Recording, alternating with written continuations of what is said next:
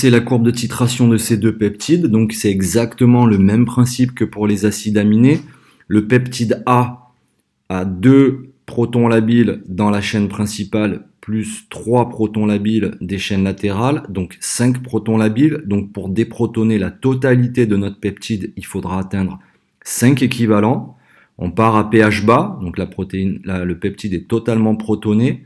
Quand on arrive au premier pKa, on est à l'équilibre pour le premier proton. On a donc un plateau, d'accord, effet tampon de la première fonction acide. On est à un demi-équivalent. On déprotonne totalement, saut de pH, point d'inflexion dans la courbe. On est à un équivalent. On a le premier proton qui est totalement parti.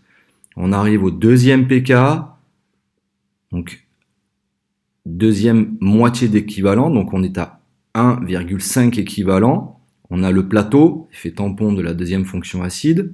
On continue d'augmenter le pH, on a le deuxième point d'inflexion, au deuxième équivalent, le deuxième proton est totalement parti, et ainsi de suite. Donc 5 protons labiles, 5 équivalents pour déprotoner totalement notre molécule, donc 5 plateaux correspondant aux 5 pKa, d'accord? Toujours la même chose que ce qu'on a fait avec les acides aminés.